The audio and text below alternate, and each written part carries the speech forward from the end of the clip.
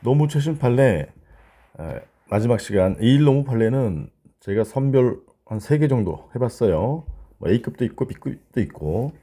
자, 첫 번째 판례 수용 재결 나온 다음에 토지나 이제 건물을 주는 게 이주대책 대상자 선정인데, 대상자 선정이면 수익적 처분이고 확인 결정이면 제외 거부 처분이죠. 거부 처분. 그래서 요거는 이제 A가 사업시행자인데 사업시행자가 거부 1차 거부, 그 다음에 뒤에 보면 이제 A2에게 갔는데 A2 죄송합니다. 요 A에게 다시 이의 신청했는데 이의 신청이 기각됐어요. 2차 거부. 그다음 이제 A2 심판 갔는데 또 기각됐어요. 기각 체결. 그다음에 이제 소송 가는 거예요. 그럼 이제 쟁점은 2차 거부가 처분이냐, 1차 거부와 별개로, 그게 쟁점이에요. 그 다음에 요 기각적으로는 고유한 위법이 있느냐, 원처분주의니까. 그건데 특히 이제 2차 거부가 처분인지. 그래서 콕 사례집 15쪽과 관련해서 거부가 있고 2차 거부가 있었을 때 처분이 되게 한 요건, 이건 그동안 정리했던 법리죠. 그래서 새로운 신청자와 관련되는 것은 새로운 사실을 주장하거나 아니면 증빙서를 첨부하거나, 그 다음에 그게 거부가 처분인지 불분명할 때에는 쟁송 제기할 수 있다. 90일 내에 여기 쟁송 제기할 수 있다. 이러면 그걸 상대방이 처분이라고 믿었으니까, 처분으로 믿은 데 대한, 즉 인식 가능성, 예측 가능성에 따른 신뢰보 규범적 판단해 보면 갑의 권익에 영향을 미침으로 처분이다. 이런 법리잖아요. 그거 확인만 하면 되죠. 그래서 신청 제목 여에 불구하고 제목이 이 신청이더라도 그 내용이 새로운 신청하는 취지라면 이게 핵심.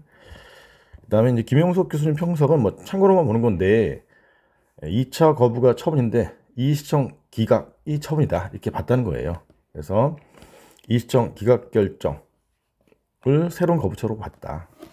요거는 이제 어떤 뜻이냐면 이 시정 기각이 단순한 기각이면 새로운 거부로 볼 수 없는데, 이와 같이 새로운 내용의 신청에 대한 거부라면 새로운 거부처분으로 볼 수 있다라는 것이고, 행정기본법 36조 사망 사항에서도 나와 있다. 그래서 확인만 해보면 36조 사항에 이 시정 결과를 통지받은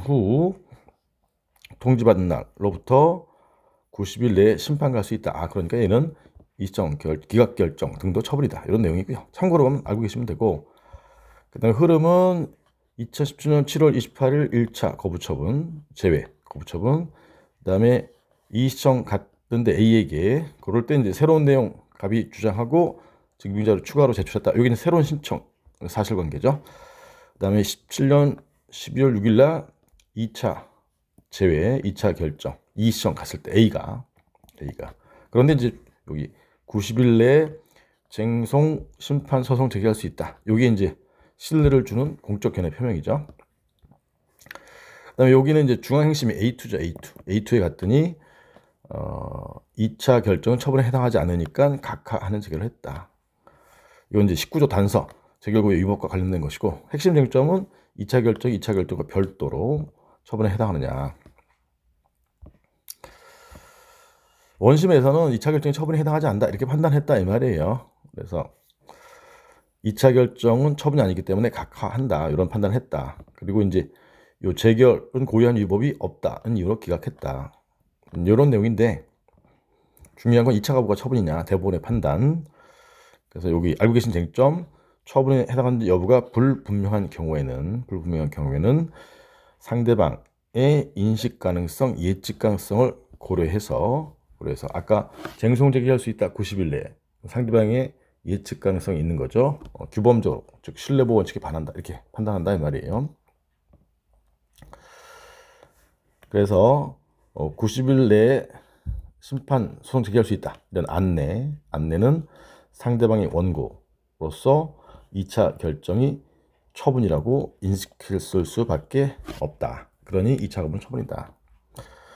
그 다음에 이제 원심에서 2차 결정이 처분이 아니라고 이렇게 원형한 판결이 있는데, 원심이 원형한 판결, 그거는 참고로 보는 건데, 이 시정 기각 결정에 대해서 쟁송 재개할 수 있다는 불복 안내를 하지 않았던 것이다. 그래서 불복 안내를 해야만 이게 처분이구나 라는 신뢰가 생긴다. 이건 안내를 안 했으니까 신뢰가 안 생긴다. 처분이 아니다.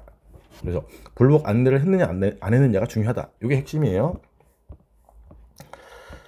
두 번째는 우리 노동쟁송 사건인데, 근로자가 을이라고 하면 근로자를 이제 A가 진호위에 해고되는데, 진호위에 이제 갔더니 진호위에 갔더니 구제 해줬으니까 사용자가 이제 열받은 거죠. 사용자가 중노위 A2에 갔더니 기각 재결이 나온 것이고, 예외적인 재결 주니까 요 재심 판정에 대해서 6월 1일 날 나왔다면 요 재심 기각 결정에 대해서 사용자 갑이 이제 취소송 간 거예요. 그럴 때 쟁점 첫 번째, 중노위의 명령 결정이 이제 기각 재결이 있잖아요. 결정을 취소를 구하는 소송에서 요 기각 결정이 처분인데, 위법 판단 기준시가 처분시잖아요. 처분시 이후에 생긴 사유를 들어서 이 기각재결 적법으로 판단할 수는 없다. 왜냐하면 위법 판단의 기준시는 처분심으로. 이건 제가 적어놓은 것이고, 그 다음에 좀 어려운 내용이 요거죠. 위법 판단의 기준시 내용은 지금 22년에 기출됐었죠. 이건 좀 나오기 힘들고, 여기 중노위 기각 재결의 기초가 된 사실이 해고인데, 해고가 동일한 경우. 그걸 다른 말로 하면 소송물이 동일한 경우. 해고라는 건 똑같은데, 요 중노위에서 이제 사용자 갑이 주장했던 것은 이건 경영상 해고다 이렇게 주장했었어요. 여기 일진전기 주식회사가 사용자인데 일부 사업 통신사업부를 폐지한 거, 그건 경영상 해고다. 폐지하고 해고한 것은 경영상 해고다 이렇게 주장했었단 말이에요. 해고라는 사실은 변함이 없어요. 근데 이거를 소송에 가서 이 해고라는 사실은 똑같은데, 즉 기초가 된 사실은 동일한데 이게 경영상 해고가 아니라 이 사업부가 별개 사업체였기 때문에 이 사업부를 폐지한 것은 폐업이다. 폐업에 따른 통상 해고다. 예외적인 해고다. 이렇게 주장했단 말이야. 이건 규범적 판단만 달리했을 뿐이죠. 그러니까 변론주의가 뭐예요? 변론주의가 주요 요건 사실을 주장해야만 법원이 판단한다. 주장하지 않으면 판단하지 않는다. 근데 여기 이 해고라는 건 이미 주장했었잖아요. 경영상 해고인지 통상 해고인지는 규범적 판단이잖아요. 이 규범적 판단을 달리하는 주장은 이미 사실은 주장했으니까 이런 주장할 수 있다라는 좀 어려운 내용이에요. 변론주의와 관련해서. 그래서 변론주의가 원칙이므로 중앙노동위 처분 당시에 주장하지 않았던 사유도 즉 통상 해고라는 규범적 판단도 소송에서 주장할 수 있다. 근데 요 참고로 얘는 원고가 주장한 것이니까 처분청의 소송 중 추가 변경이 처추변이죠. 쟁점이 아니에요. 사실관계 양가로 2번 일제전기 주식회사가 통신사업 폐지했는데 요게 폐업에 해당하냐 그런 내용이에요. 그래서 핵심은 여기 나번이죠. 나번 원심은 이 해고가 통상 해고 요건 갖췄는지 여부는 해고라는 사실관계, 해고는 사실관계 동일하잖아요. 대한 규범적 판단일 뿐 재심 판정 후에 발생한 새로운 사유라고 볼 수 없잖아요. 그래서 결론, 재심 판정 당시에 존재했던 사실은 동일하니까 따라서 통상 해고인지 여부가 중앙노동위에서 주장 판단되지 않았다 하더라도 소송에서 통상해고라고 주장할 수 있다.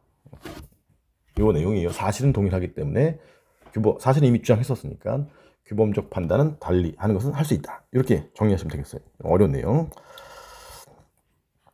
그래서 이제 통신사업 폐지가, 근데 이제 여기 두 번째는 이게 사용자의 통상해고라는 주장이 있지만 얘는 별개 사업부를 전체를 폐업한 것이 아니라 일부 사업부만의 폐지이기 때문에 경영해고로 판단해야 된다. 이건 이제 고난심리에 관한 내용이죠. 그래서 사업 축소에 해당할 뿐 사업 전체 폐지라고 할 수 없으므로, 즉 폐업이 아니므로 결론 경영상 해고 요건을 갖춰야 한다. 그리고 만약에 사업주 갑의 주장처럼, 원고 갑의 주장처럼 일부 사업의 폐지 축소가 사업 전체 폐지와 같은 특별한 사정, 즉 폐업에 의한 통상해고가 되려면 전체 폐지가 돼야 된다. 폐지가 돼야 된다. 그건 사용자 가백에 유리한 것이니까 그게 입증이 불분명하면 사용자에게 유리한 것이니까 통상해고, 폐업에 의한 해고로서 정당성을 갖추었는지 증명 책임, 두 번째 쟁점이죠. 사용자가 부담한다. 세 번째 마지막 컬러네요. 보훈급여 달라고 군인이 청구했는데 지급 정지, 침입적 처분이죠. 거부죠, 거부. 또는 일부 급여 뭐 하는 거. 얘는 콕 사례집 66, 73쪽에 나와 있듯이 금전 급여에 대한 거부가 처분인지 여부를 판단하는 방법. 이거는 법령에 따라 이 군인연금법 법령에 따라 직접 이미 발생하고 있었다면 그 거부는 의사표시로서의 거부니까 처분이 아니고, 근데 그것이 아니라 국방부 장관이 행정청이 대상자 확인 결정을 함으로써 권리가 발생한다. 그러니 지급결정은 수익적 처분, 거부하면 거부처분, 거부하면 권리가 발생하지 않으므로, 따라서 거부는 처분이에요. 금전지급 거부는 처분이에요. 처분. 금전지급 거부는 처분이니까 취소 소송을 제기했어야 되는데 여기 당사소송, 거부되면 구체적인 권리가 발생하지 않은 상태니까 당사소송을 제기할 수 없잖아요. 근데 당사소송을 잘못 제기한 거죠. 잘못 제기. 거부가 처분이 아니라고 봐서, 공법상 법률관계다 이렇게 봐서, 결론은 이 당사자소송을 거부처분 취소소송으로 이제 소변경 해줘야 돼. 그게 이제 두 번째 쟁점. 양가로 3번에. 그래서 당사자 소송을 잘못 제기했는데 얘를 거부처분 취소소송으로 변경. 구체적인 조문은 2일 3일 사이에서 42조죠. 42조에 따라서 21조. 행정소송 사유 소변경. 그래서 42조에 따라서 소변경 요건을 갖추었다. 즉 타당하다고 인정할 때에는 소변경 허가할 수 있다. 그래서 얘는 42조와 관련된 내용이에요. 다만 원고가 고의 중대한 과실 없이 잘못 제기한 경우에 항고소송의 소송 요건을 갖추지 못했음이 명백하면 이제 항고소송으로 제기되었더라도 어차피 부적법 각하되는 것이 아닌 이상 법원이 이제 중간에 소변경하도록 성명권 행사한다. 이런 내용만 부수적으로 들어간 것이고, 핵심 쟁점은 첫 번째 쟁점, 금전지급 거부는 거부하면 구체적 권리가 발생하지 않는, 연금 지급 거부하면 권리가 발생하지 않으므로 처분인가? 첫 번째 물어보고, 두 번째 거부가 처분인데 당사소송을 잘못 제기했으니까 당사자소송을 여기 거부처분 취소소송으로 소변경할 수 있는가? 42조, 21조의 소변경 요건 검토. 이게 이제 핵심이에요. 그래서 특 A급인 것이고, 제가 이제 콕 사례집의 법리 참고하시면 되겠어요. 이렇게 해서 21년도 23년 없었죠. 지금까지는. 그래서 22년도 마쳤고 21년도 마쳤습니다. 아, 뿌듯하네요. 여러분들 계속 열심히 공부하시고 건강하게 다음에 만나요. 안녕.